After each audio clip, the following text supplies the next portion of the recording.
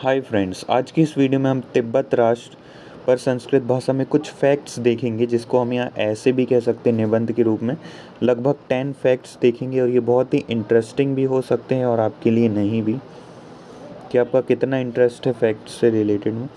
तो हम इसमें तिब्बत के बारे में देखेंगे, बहुत ही यूजुअल थिंग्स देखेंगे, जैसे कि यदि आप जानते ही होंगे, ये जो इस वाले क्षेत्र को क्या बोलते हैं, ये पूरा तिब्बत है। ये नेपाल के ऊपर है, यहाँ ये नेपाल है, इसके ऊपर यहाँ पे तिब्बत है, ठीक है ना। जो तिब्बत की बात करें तो यहाँ पर ज़्यादातर जो हैं वो बौद्ध लोग रहते हैं। 1959 में चीन ने तिब्बत पर आक्रमण कर उस पर कब्जा कर लिया, लेकिन पूरी दुनिया में किसी की इतनी हिम्मत नहीं हुई कि कुछ बोल पाए। अब वो सब छोड़िए, है ना। तो तिब्बत एक पहले के टाइम में एक इंडिपेंडेंट स्टेट था, यानी एक स्वतंत्र राष्ट्र था।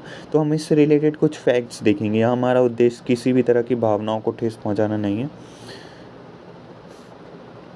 तो हम चलिए स्टार्ट करते हैं तिब्बत राष्ट्र, और हम यूजुअली थिंग्स देखेंगे, जैसे कि यहाँ के शासक को क्या कहते हैं, दलाई लामा। यहाँ के जो निर्वासित राष्ट्रपति हैं दलाई लामा है, वो भारत के धर्मशाला, हिमाचल प्रदेश के धर्मशाला में रहते हैं। और यहाँ के जो प्रमुख है, पर्वत पर स्थित है, पामीर की पठार है। ऐसे ही नॉर्मल फैक्ट्स हम देखेंगे।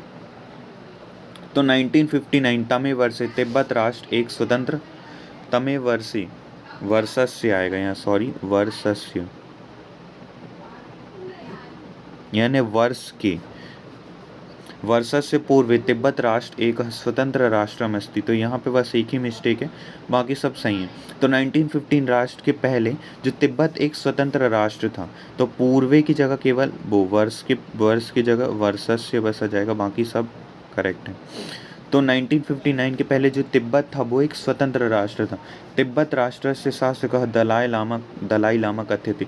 जो धर्म गुरु होता है बौद्ध धर्म में, उसको कहा जाता है दलाई लामा, ठीक है ना। और कई बार वो शासक भी बन जाता है, तो यहाँ पे कह सकते हैं कि तिब्बत राष्ट्र का जो शासक था वो दलाई लामा था, ठीक है ना।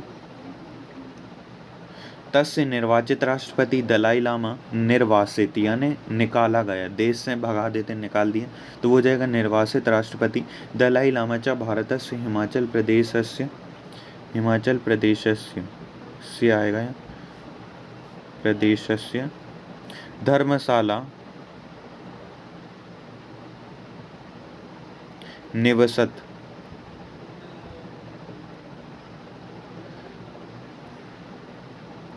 तो यहाँ पे देख लीजिए, तस्य यानी उसके जो निर्वासित राष्ट्रपति हैं और दलाई लामा है, वो भारत के धर्मशाला में निवास करते हैं। धर्मशाला क्षेत्र भी लिख सकते हैं आप, तो ज़्यादा सही रहेगा।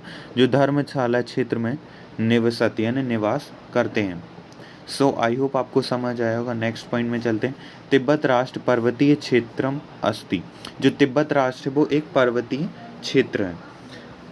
अत्र अधिकतम बौद्ध जनाः निवसन्ति। यहाँ पे जो मैक्सिमम लोग हैं ना, वो बौद्ध धर्म को मानते हैं। लेकिन वर्तमान में देखें तो चीन ने यहाँ पे नास्तिक लोगों को मार दिया। नास्तिक उन लोग को बोलते हैं जो किसी भी धर्म को नहीं मानते, भगवान ही को भी नहीं मानते, बोलते कौन है भगवान। यदि वहाँ यमराज भी चले जाएगा चीन को, तो वो उनको भी मार मूर के खा जाएंगे। ऐसे हैं, क्योंकि वो किसी पर भी विश्वास नहीं करते। यदि भगवान को ही मार के खा जाएंगे, वो नास्तिक कहलाते। और बाकी लोग जैसे कोई भी धर्म को मानने वाला आस्तिक कहलाता, जो भगवान पे बिलीव करें, ठीक है ना। नेक्स्ट पॉइंट पर चलते हैं।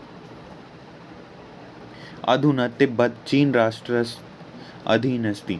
जो तिब्बत है वर्तमान में देखें तो चीन राष्ट्र के वो अधीन है, अंडर कंट्रोल में है। चीन राष्ट्र से होगा यहाँ पे, चीन राष्ट्र के ये अधीन है। अस्मिन क्षेत्र पीर पीर पामीरस्य पठार अस्ति। पामीरस्य यानी पामीर की पठार। इस क्षेत्र में पामीर की पठार भी है, जिसको दुनिया का छत कहते हैं। पामीर की पठार को क्या कहते हैं, इस पूरी दुनिया का छत है। तिब्बतस्य नागरिक शांति प्रिय भवति। जो तिब्बत के नागरिक है ना, वो शांति प्रिय होते हैं। और चीन ने आक्रमण आके अचानक आक्रमण करके उस पर कब्जा। तिब्बत राष्ट्र शोभनम अस्ति। जो तिब्बत राष्ट्र वो बहुत ही शोभनम है। तिब्बत राष्ट्र मानसरोवर, कैलाश पर्वत च इत्यादि संति। यहाँ राष्ट्रीय होगा, ठीक है ना। जो तिब्बत राष्ट्र में मानसरोवर, कैलाश पर्वत और ब्रह्मपुत्र नदी ऐसी कुछ है। देंग स्याओपिंग ऐसा कुछ नाम है बाकी ब्रह्मपुत्र नदी का, लेकिन आप ये भी लिखेंगे तो भी सही माना जाएगा। सो आई होप आपको समझ आएगा। एक बार और चेक वॉच आउट कर लीजिए यदि आपको प्रॉब्लम हो रही है। So at last, thanks for watching the video. Please share the video as much as possible with your friends and classmates.